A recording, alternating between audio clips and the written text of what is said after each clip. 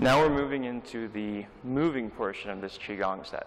So the hand postures aren't going to be anything new. There's going to be a slight variation on a few of them, but for the most part it's going to be the same thing with the hands. We're just adding something with the feet.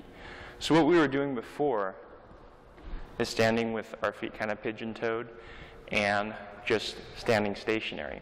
What we're going to do now is hold these postures as we walk in a circle, and there's a specific way that you're supposed to walk in the circle, but if that's not possible for you, or if it doesn't feel like it's good for your knees or for your feet, it's okay for you to modify it however you need to.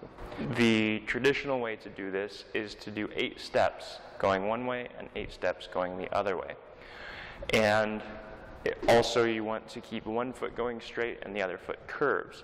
Well, when you do that, one foot going straight and the other foot curving around, it tends to add a little bit more torque to everything, whereas if you turn both feet as you're going around, it kind of makes it a little easier on your joints. So play with both. I've had students that prefer kind of the traditional original way, and students that doesn't really work so well for, so they modify it a little bit to work with their body structure and what's good for their body.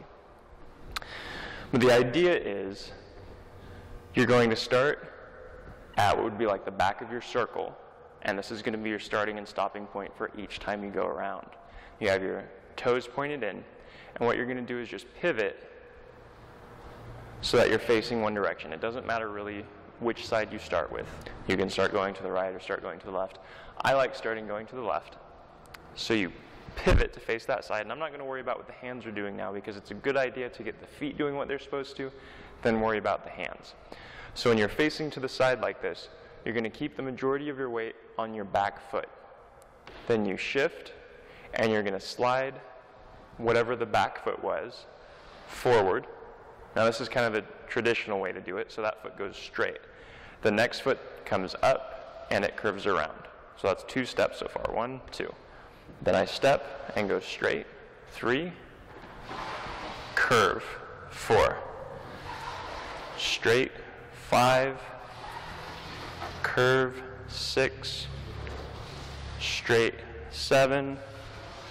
Curve. 8. And I'm back where I started. So if you're kind of trying to get it so those 8 steps are happening and you want to make sure you do it that way, it's a good idea to do this in like gravel or dirt, so that when you're sliding your feet along, you make tracks, and you can kind of see, okay, well, when I do 8 steps, how big is the circle?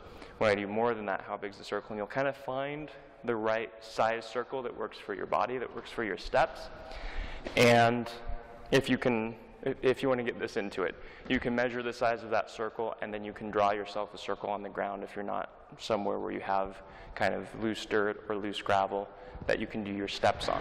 Now, if you aren't too concerned about the number of steps, and you aren't too concerned about doing the straight and the turn, or if that's causing a little too much torque, because you'll find that when you step straight and then you come across here, this knee is having kind of a weird time right here as I'm turning, and so if your knees aren't really strong enough for that, what I would do if my knees weren't happy with this one is I would step turning this foot and then turning this foot and turning this foot and turning this foot, so that they're constantly turning and you can kind of play with what feels comfortable for you. I know I'm saying this a lot, like I'm going on and on about what feels comfortable, but this is one that's really, really important to pay attention, because if you don't pay attention to what your body's saying to you as you do it, you can hurt your knees, and that's not what we want.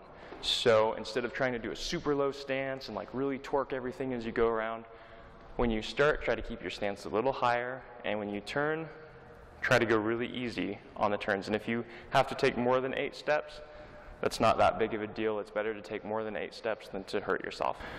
So if I was to modify this, if I was like, okay, I'm not okay with the 8 steps, I'm not okay with the straight, and then the turn, then I would pivot to the side, and when I stepped, I would come around, turning the foot, turning the foot, turning the foot. I'm not counting the number of steps, I'm just going around. I know where I started, so that's just where I want to end. And when I get there, I'll turn back. Now, I don't know if that was 8 steps or not, but it's more important to start and stop at the same spot than to do the number of steps. And it's more important to be safe as you're doing your steps than to make sure that you do 8 specifically. So play with it and see what works best for you. Now there's a couple different ways that you can step with this. The traditional way for this step is where you drag kind of the ball of your foot and you just barely lift the heel. And when you get where you want the foot, then you set the heel down and you grip the floor. And then you bring the heel of the back foot up slightly and you slide on the ball of the foot. Then you set the foot down and grip the floor and continue around like that, dragging your feet on the ball of the foot and setting the heel down, on the ball of the foot and setting the heel down. Again, if that one doesn't work for you, it's okay to modify the step. Some people do it this way and it's not wrong, it's just different. Where you turn and you just do a regular step. You step with the heel and you land on the toe. And you step with the heel and you land on the toe. The important thing is to make sure that you aren't just walking around the circle. You want to keep your head fairly level and you want to transition the weight very evenly and smoothly. And a lot of people find it's easier to keep their balance if they're dragging the ball of the foot and then setting the heel down than if they're just taking steps. But you want to make sure that when you turn and you're doing these steps, that you have control of your balance the entire time. You aren't doing this sort of a thing, and you aren't just throwing your weight to the front foot like you would if you were walking. You have a rooted leg, and you step carefully with the other leg. Then you shift your root to that leg. You have that as a rooted leg. You send the other leg forward. Then you shift your weight carefully to that leg. That's your rooted leg. Then you step forward. So whether you're doing that with your feet staying in contact with the floor constantly, or if you're doing it with just steps, the important thing is making sure that you have control of your balance and that you have a solid root in whichever leg your weight is on. It's not a bad idea to practice that circle walking by itself. I know I've said this before, but I'm saying it again because it's a really good idea to do it with just the feet before you worry about the hands doing anything. And when you feel comfortable and you know how you want to do that step, do you want to worry about the number of steps? Do you want to worry about keeping the feet in contact with the floor? Do you want to worry about doing a straight step and then a curved step, or just curving the entire time? When you have that kind of worked out and you know what you're comfortable with, then you can progress to using the hand postures. So if you aren't comfortable with the footwork yet, I would highly recommend stopping the video and not starting it up again until you feel very comfortable with the footwork. Then starting it again, and we'll move on with the hand postures. So we're going to continue just like we finished doing our stationary Qigong. So the last posture, our hands were up in the air above the head, palms facing away. From here, as you inhale, they come down, and as you exhale, they drop down to the sides, just like we're getting ready to start the whole thing over. But instead of starting the whole thing over, we get to that posture, and we're going to pivot to one side. And then however you want to do the steps, do them however works best for you. You step, and you're going to hold this posture the entire time you're going around in a circle, going back to the spot that you started.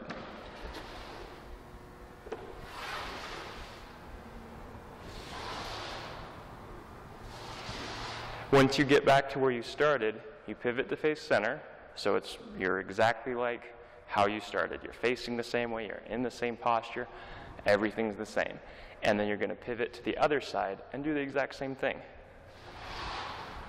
Again, you know what's comfortable for you with the number of steps and the way that you step, so I'll leave that up to you.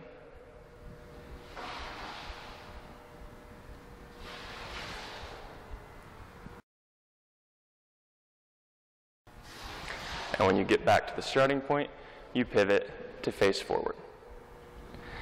Something to be careful of is you don't want to look down while you're going around. This tilt of the head changes your body's posture and it changes the whole dynamic of the move. You want to try to keep your head up.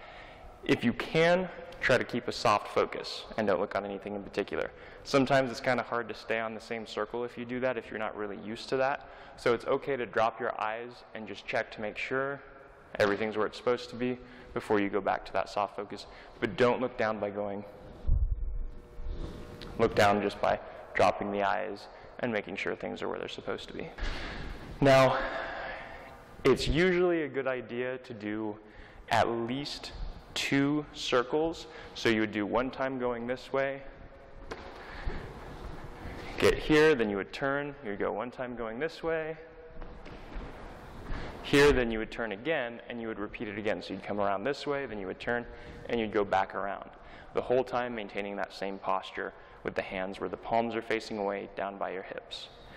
And then once you get back to the center, after you've gone around, once going this way, once going that way, again going this way, and again going that way, then you're ready to go on to your next posture. If you find that that's too time-consuming for your schedule or that's too much, it's okay to just do one circle, but really 2 should be kind of the minimum, and then any more that you can do than that is just bonus. It's a good thing. So once again, we're going to go from the last stationary posture. Inhale, dropping the hands. Exhale, they go down to either side. Pivot, weights over the back leg, then I shift and step. And I'm going to go all the way around.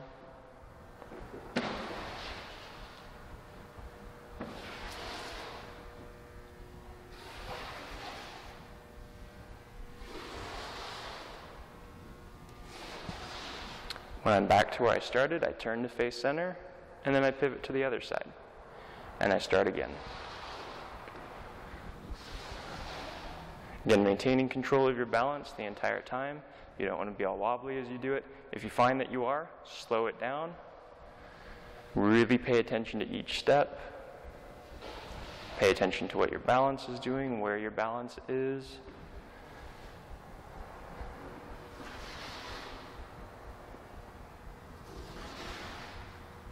And turn back to center. Then you would do the same thing, just rotating, going around, turning to center, rotating, and going back around, and ending up in the exact same spot.